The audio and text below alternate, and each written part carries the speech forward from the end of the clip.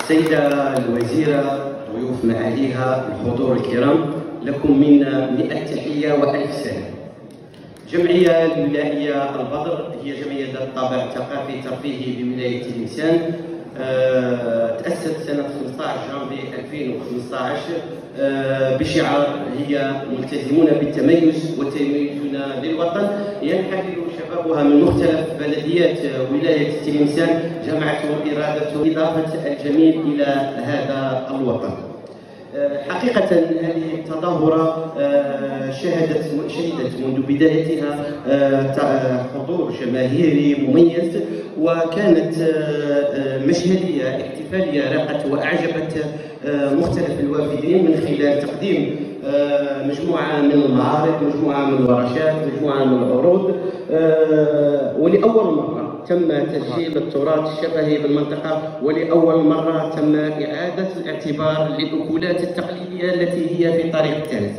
أيضا من خلال هذا المشروع كانت فرصة لتنشيط 4 مدن هي صبرا، بني بحدر، بني سنوس، وسيدي مجاهد، من خلال العروض، توزيع العروض المقدمة. هذه العروض التي فتح المجال للمواطنين حتى للحضور، للاستمتاع، للمشاركة. هذه التظاهرة جمعت لنا كل ما يتعلق بالتراث اللامادي للمنطقة. لكن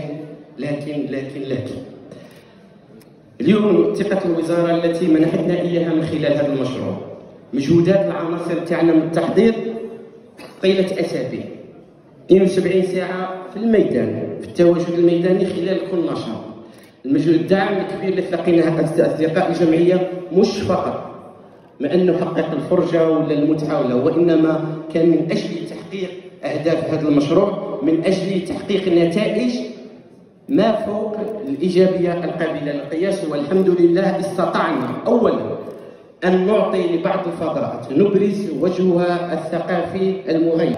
فضاءات أخرى ربما السكان المحليين تقاطعوا معها، لأن الزوار تاع هذه المناطق التراثية ولاو يمشوا لهم بالطابع المحافظ نتاعهم، ولاو أيضا يتعدوا لهم على المنتجات الفلاحية. هذا المشروع حقق صلح ما بين هذا السكان المحليين والفعل الثقافي الحدادي. ثانيا عدد هائل من الأطفال اللي حولوهم إلى بالتنسيق مع السلطات المحليه اللي حولوها لهذه الورشات وهذه الفعاليات، فبالتالي انار نور الثقافه مناطق ظلهم. وثالثا اعرضنا ان نقول ان الثقافه مش هي منتوج استهلاك، وانما هي مجموعه من المشاريع بابعادها الثقافيه، مجموعه من المشاريع بابعادها الاجتماعيه. كذلك اردنا ان نعرف بالتراث وان نعطي مفهومه البسيط. هذا التراث اللي واجبنا ان نحميه ونحميه ايضا من السرقه. كذلك اردنا ان نثبت من هذا المشروع ان هذا الشباب الشعب الجزائري هو شباب منفتح متفتح على ما حوله، اصيل بماضيه، وثيق بعاداته وتقاليده، له وطن يحبه ويحميه. ونقول في الاخير شكرا لمساعي وزارة الثقافة والفنون، لأن في مرافقتها قد أثبتت أن مرافقتها للجمعيات الحاملة للمشاريع الفنية والثقافية كانت ناجحة، وأن مساعي السيدة وزيرة الثقافة والفنون في تجسيدها المقاربة التشاركية كانت ناجحة. وشكرا لكم والسلام عليكم ورحمة الله.